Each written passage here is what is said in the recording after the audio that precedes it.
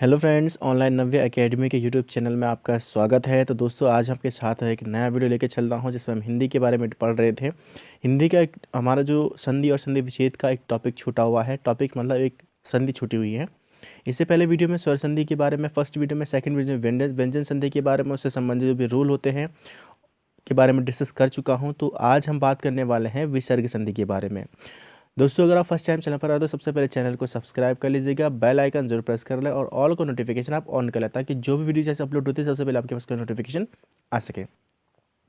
तो जो वीडियो हमने यहाँ पे डिस्कस करने वाला, आज हम विसर्ग संधि के बारे में पढ़ने वाले हैं। अगर आप फर्स्ट टाइम चैनल पर आ रहे हैं तो वीडियो को ज़रूर लाइक कर दें और शेयर करना ना भूलें। सबसे पहले बात, अगर आपने इससे पहले के वीडियो नहीं देखा तो पहले आप संधि विच्छेद इससे पहले का जो वीडियो है स्वर संधि का, व्यंजन संधि का, ठीक है, के बारे में पढ़ ले। देन हम आज बात करेंगे फिर विसर्ग संधि के बारे में। तो चलिए स्टार्ट करते हैं आज का वीडियो। आज का वीडियो बहुत इंटरेस्टिंग होने वाला है क्योंकि जो हिंदी का जो एग्ज़ाम हो जो हिंदी का जो टॉपिक आता है वहाँ से डेफिनेटली एक क्वेश्चन बनकर आता है। तो वो किसी से हो सकता है, स्वर संधि से हो सकता है, व्यंजन संधि के हो सकता है और विसर्ग संधि से हो सकता है। ठीक है, तो वीडियो के साथ अंत तक जरूर बने रहिए। तो जैसे कि हम बात करने वाले हैं आज विसर्ग संधि के बारे में पढ़ने वाले हैं। तो सबसे पहली बात हमारे पास क्या होती है कि विसर्ग संधि कौन सी होती है।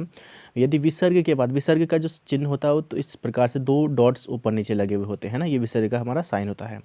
तो विसर्ग के बाद यदि किसी स्वर अथवा व्यंजन के आने से विसर्ग संधि में जो परिवर्तन होता है उससे हम कहते हैं विसर्ग संधि। तो यानी कि स्वर या व्यंजन के बाद, यानी कि विसर्ग के बाद अगर कोई स्वर या व्यंजन आता है और उसके होने के बाद जो उसमें परिवर्तन होता है, जो चेंजेस होते हैं, उसको हम कहते हैं विसर्ग संधि के बारे में। तो इसके जो रूल्स वन बाय वन इसके रूल्स देखते हैं। नंबर 1 जो रूल इसका है वो है विसर्ग संधि का जो श में परिवर्तन होता है। ठीक है, मूर्धन्य स, तालव्य स। ठीक है, तो श और श से जो परिवर्तन होता है तो किस प्रकार से होता है। यदि च छ आता है तो वो श बनता है, ट ठ आता है तो वो श बनता है और त थ आता है तो स बनता है। ठीक है, तो इसके उच्चारण के हिसाब से हम इसके बारे में बात करते हैं यहाँ पे। तो यहाँ पे हम अलग अलग तरीके से इसके बारे में देखते हैं यहाँ पे थोड़ा सा। तो यहाँ पे हमने 3 चीज़ यहाँ पे पढ़ी हुई है कि जब च छ जो आता है, ठीक है, तो यानी कि विसर्ग के बाद अगर च छ आएगा तो वो श बनता है, विसर्ग के बाद अगर ट ठ आता है तो वो स बनता है और विसर्ग के बाद अगर त थ आता है तो वो स बनता है। ठीक है, तीनों को आप अच्छे से तरीके से देख लीजिएगा।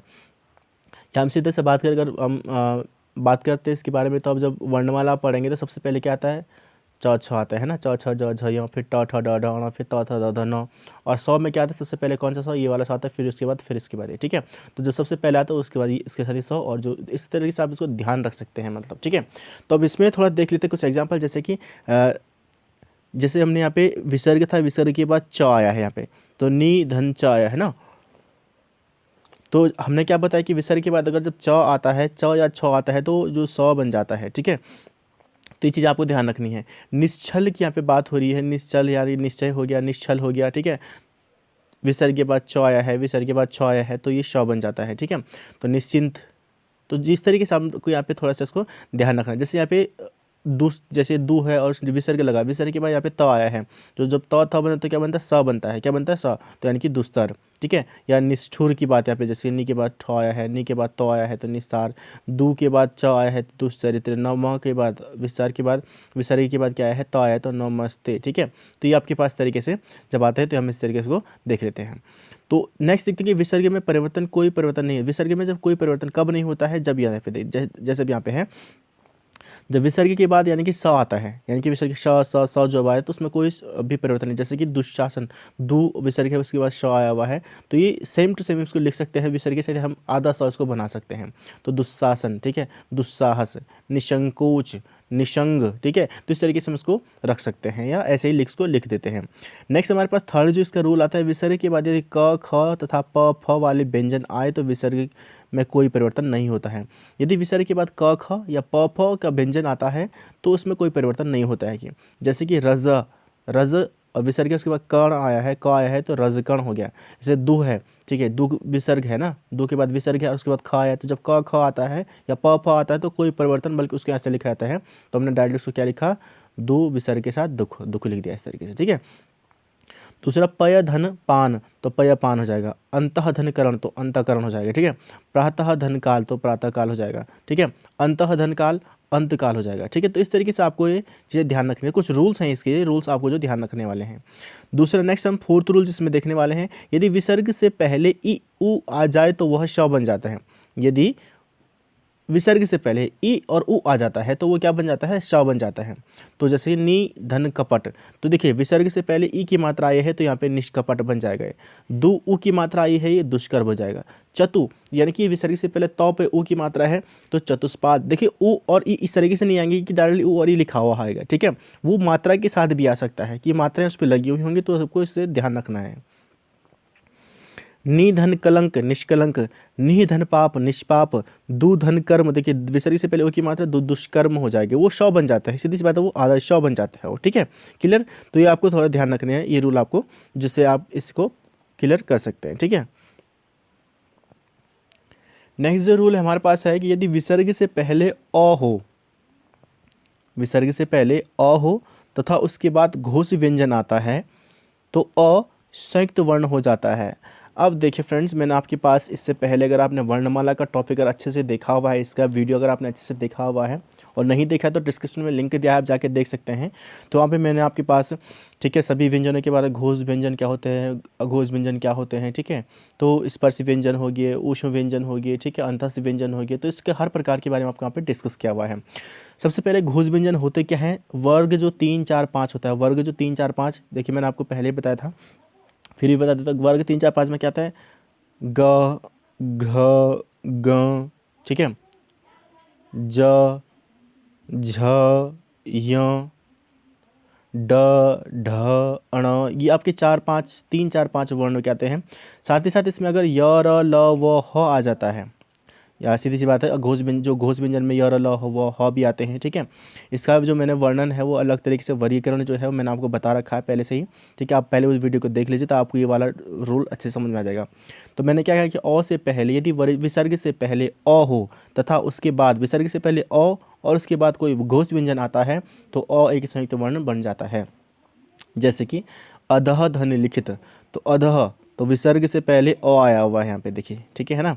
तो अ आया हुआ है तो जो विसर्ग के बाद का जो वर्ण जो हो जाएगा वो क्या हो जाता है, वो संयुक्त हो जाएगा। जैसे कि ध है और ग है यहाँ पे, देखिए उसके बाद कोई भी घोष व्यंजन आ सकता है, तो मैंने घोष व्यंजन किया ग घ ग, ठीक है, ज झ य, यानी कि सीधी सी बात है, वर्ग 3 4 5 का वर्ण और य र ल व ह, इनमें से कोई भी अगर आ जाता है तो अधः धन गति तो अधोगति हो जाएगा ये, ठीक है। ओ बन जाता है, संयुक्त वर्ण मतलब ओ बन जाता है, सीधी सी बात है, वो ओ बन जाता है, क्लियर, ठीक है। पय धन द, पय धन द, तो देखिए जैसे हमने लिखा है 3 4 5 की बात हो रही है, त थ द ध न, तो ये 1 2 3 4 5, तो ये 4 5 ये वाले जो आ जाते हैं पीछे के, ठीक है, तो वो आपके क्या हो जाते हैं, फिर वो संयुक्त वर्ण ओ बन जाता है। तो यहाँ पे पय धन द, देखिए तीसरा वर्ण आया हुआ है तो पयोद हो जाएगा ये। मनः धन योग मनोयोग, तेजो धन तेजः धनमय तेजोमय, सर धन ज सरोज, पय धन धर पयोधर, मनः धन नयन मनोनयन। तो इससे पहले देखिए आपके पास म में क्या अ की अ ही तो जुड़ा हुआ है ना, म ये होता है, और जब उसके साथ जो अ जुड़ता है तो बनता है म, ठीक है। यह विसर्ग से बाद हम सीधे सी बात कर सकते हैं, विसर्ग के बाद अगर कोई भी घोष व्यंजन आता है तो वो संयुक्त व्यंजन ओ में ओ की मात्रा बन जाती है, वो सीधी सी बात है। मनः धन रथ मनोरथ, मनः धन विज्ञान मनोविज्ञान, तपः धन वन तपोवन, ठीक है। तो ये आपके पास विसर्ग के बाद यशः धन दो यशोदा, मनः धन बल मनोबल, तो ये आपके पास क्या हो जाता है कि जब विसर्ग के बाद अगर कोई भी घोष व्यंजन आता है तो घोष व्यंजन कौन कौन से होते हैं, 3 4 5 वर्ण और य र ल व जो आता है, तो अगर ये आ जाते हैं तो वो क्या बन जाता है, वो एक संयुक्त व्यंजन यानी कि ओ बन जाते हैं, यानी कि ओ की मात्रा उस पर जुड़ जाती है, ठीक है। तो इसको थोड़ा आप ध्यान रखिएगा। यहाँ पे देखिए आप, अब इसमें मैंने आपको पहले भी स्वर संधि के बारे में बताया था कि जहाँ पे ओ की मात्राएं होती है, इस तरीके से मैंने आपको, तो यहाँ पे थोड़ा आपको बिना संधि विच्छेद के नहीं हो सकते, इसलिए मैंने पहले आपको बताया कि संधि विच्छेद आपको आना चाहिए, ठीक है। नेक्स्ट हम देखते हैं यहाँ पे अगला है कि यदि ओ आ के स्थान पर अन्य स्वर आए, अगर ओ आ के स्थान पर कोई अलग स्वर आया हुआ है, ठीक है, जैसे उ हो गया, इ हो गया, ई हो गया, यानी कि सिर्फ मिला कर ओ आ नहीं आना चाहिए, अगर कोई आया हुआ है तो वो स्वर जो होता है वो र बन जाता है। जैसे कि दु धन भाग्य, ठीक है, यानी कि जो विसर्ग जो होता है वो र बन जाता है। दु धन भाग्य, तो इससे विसर्ग से पहले क्या आया हुआ, उ की मात्रा है, भाग्य तो र बन जाएगा ऊपर दुर्भाग्य।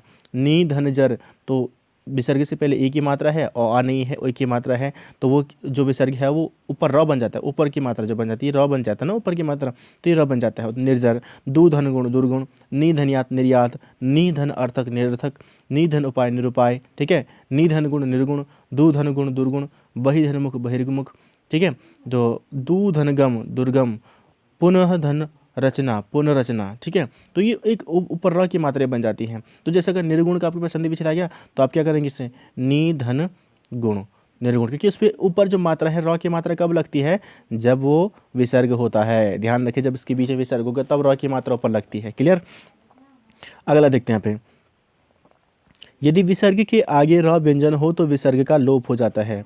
यह सर्ग जो विसर्ग के बाद, यानी कि सीधी सीधी सी बात है, विसर्ग के आगे यानी कि विसर्ग के बाद हम कह सकते हैं र हो तो व्यंजन, र व्यंजन हो तो विसर्ग का लोप हो जाता है, यानी कि विसर्ग हट जाता है। तो और पहले का हर्ष स्वर दीर्घ स्वर, पहले का जो हर्ष स्वर होता है वो दीर्घ स्वर में बदल जाता है। जैसे कि नी धन रोग, सबसे पहले देखिए विसर्ग है, उसके बाद र है, तो सबसे पहले तो ये विसर्ग हट जाएगा, और साथ ही जो उसका जो पहला जो स्वर है, तो वो जो हर्ष स्वर होता है, या हम उसको हर्ष स्वर जो होता है वो दीर्घ स्वर, लघु स्वर भी इसको बोलते हैं, हर्ष स्वर को हम लघु स्वर बोलते हैं, वो दीर्घ स्वर में बदल जाता है। मतलब अगर ई की मात्रा है तो वो ई बन जाएगा, अगर वो अ की मात्रा में है तो वो आ बन जाएगा, अगर वो ओ की मात्रा में है तो वो ओ बन जाएगा। तो ये आपके पास दीर्घ स्वर यानी कि हर्ष स्वर का दीर्घ स्वर में परिवर्तन हो जाता है। जैसे कि नी धन रोग, तो उस विसर्ग के बाद र आया हुआ है तो निरोग हो जाएगा ये, ठीक है। नी धन रस नीरस, नी धन रज नीरज, नी धन ख नीख, ठीक है। तो ये आपके पास हो जाता है। कुछ शब्दों में जो होता है कि विसर्ग का जो सौ का भी यहाँ पे प्रयोग होता है, जैसे कि नमः धनकार, तो जब क आ जाता है, देखिए जब विसर्ग के बाद क आता है तो वो सौ बन जाता है। क्या बन जाता है, सौ। तो नमः धनकार हो गया तो हो गया नमस्कार, ठीक है। दूसरा हमारे पास पुरह धनकार पुरस्कार, भरह धन भाधन कर भास्कर। तो ये आपको थोड़ा ध्यान रखने वाली बातें हैं जो आपको रखनी है यहाँ। तो दोस्तों ये था आपके पास विसर्ग संधि का टॉपिक। इससे पहले मैं आपके पास पहले भी डिस्कस कर चुका हूँ कि किस तरीके से हमें ये चीज़ें देखनी है यहाँ पे, ठीक है। तो यहाँ पे हम इसके बारे में थोड़ा सा ब्रीफली आपको क्लियर कर देता हूँ। तो वन बाय वन रूल आपके साथ समझा देता हूँ कि विसर्ग, सबसे पहले हम विसर्ग संधि के को हम कैसे पहचानेंगे। यदि विसर्ग के बाद किसी स्वर या व्यंजन के आने से विसर्ग में जो परिवर्तन होता है उसे हम विसर्ग संधि कहते हैं। तो पहला जो हमारा यहाँ पे रूल है पे, अगर हम पहले फर्स्ट रूल की बात करें, यहाँ पे फर्स्ट रूल हमने क्या देखा कि यदि विसर्ग का क्या होता है, विसर्ग के बाद है ना, यदि विसर्ग है उसके बाद अगर च और छ आता है तो वो सौ से षटकोण वाला सौ बन जाता है, ठीक है। फिर ट और ठ आता है तो फिर ये सौ से शत्रु वाला सौ बन जाता है, ठीक है। और अगर विसर्ग के बाद त या थ आता है तो ये फिर सौ से सरसों वाला सौ बन जाता है। क्लियर, समझ ईजिली से आपको समझ में आ गया होगा। दूसरा रूल क्या होता है कि इसमें कुछ चीज़ें जो होती है, दूसरा रूल क्या होता है कि जब विसर्ग के बाद ही अगर श या स आए तो उसमें कोई परिवर्तन नहीं होता, हम उसको वैसे का वैसा लिख सकते हैं कि जैसे दुशासन हो गया, दुस्साहस हो गया, निसंकोच हो गया, ठीक है, निसंग हो गया, ठीक है। तो ये आपके पास हो जाते हैं। तीसरा रूल हमने यहाँ पे क्या पढ़ा, तीसरा रूल हमने पढ़ा कि विसर्ग के बाद यदि क ख, अगर विसर्ग के बाद क ख या प फ आता है, क ख या प फ आता है तो विसर्ग में कोई भी परिवर्तन नहीं होता है।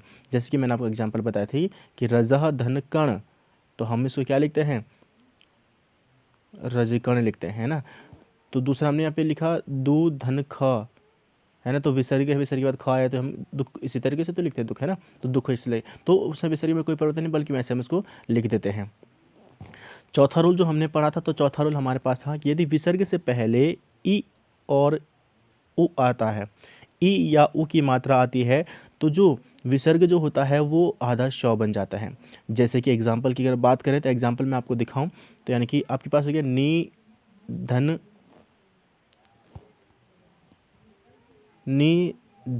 कपट, है ना। तो विसर्ग के बाद हमारा क्या है, क।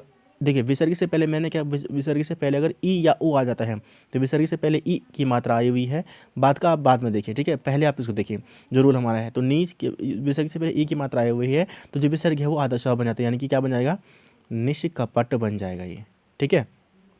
दूसरे एग्जाम्पल से आप समझ लीजिए, जैसे कि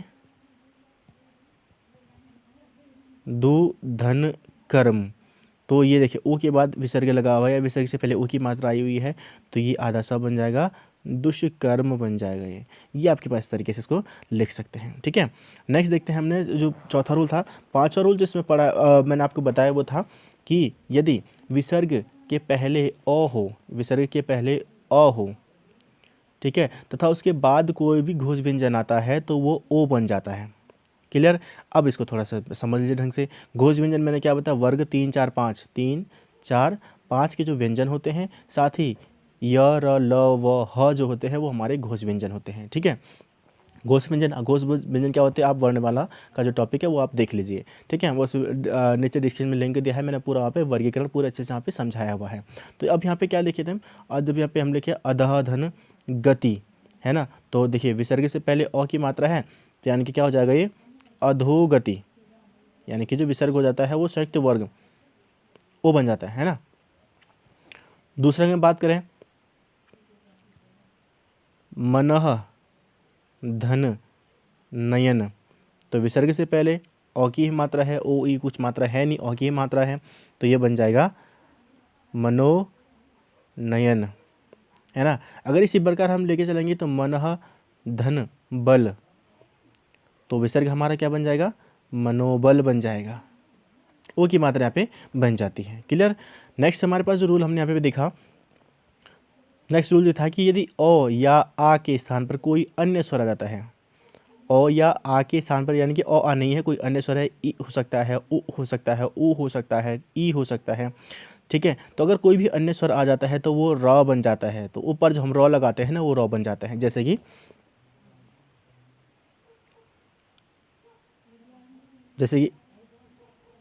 नि धन यात, तो विसर्ग से पहले ई की मात्रा है तो ये र बन जाता है, तो बन जाता है, ये बन जाएगा आपका निर्यात। ठीक है, दूसरा अगर हम बात करें दू धन भाग्य, तो देखिए विसर्ग से पहले ओ की मात्रा है, तो यानी कि विसर्ग जो हो गया वो र आने का लग जाएगा, यानी कि हमारे पास शब्द मिलके क्या बन गए, दुर्भाग्य। तो इस तरीके से आप संधि विच्छेद दोनों चीज़ यहाँ पे एक साथ पढ़ सकते हैं। क्लियर। नेक्स्ट हमने यहाँ पे जो रूल पढ़ा, जो छठवां रूल, जो नेक्स्ट और जो लास्ट रूल पढ़ा हुआ जो यही वाला था, यदि विसर्ग के आगे र व्यंजन हो तो विसर्ग का लोप हो जाता है। अगर विसर्ग से के बाद यानी कि र व्यंजन आता है तो विसर्ग हट जाता है। जैसे कि निरोग, तो नी और उसके बाद यहाँ पे र था, तो यानी कि विसर्ग हट गया, वो निरोग हो गया, और जो हर्ष था वो दीर्घ स्वर में बदल जाता है। नी धनरस नीरस हो गया, नी धनरज नीरज हो गया। ठीक है, तो नी धनरव नीरव हो गया। साथ ही हमने ये देखा कि जब कोई विसर्ग के बाद क आता है तो वो आधा स बन जाता है। ठीक है, तो नमस्कार हो गया, नमः धनकार, नमस्कार पुरः धनकार, पुरस्कार भः धनकार, भास्कर। ठीक है, तो ये आपके पास था विसर्ग संधि के बारे में। आई होप आपको वीडियो पसंद आएगा और आपको पूरा का पूरा क्लियर हो गया होगा कि स्वर संधि क्या होता है, व्यंजन संधि क्या होता है और विसर्ग संधि क्या होता है। नेक्स्ट वीडियो में आपके पास साथ क्रिया के बारे में पढ़ाऊंगा और क्रिया के बारे में बताऊंगा। मिलता हूं जल्दी नई वीडियो से, तब तक के लिए जय हिंद जय भारत।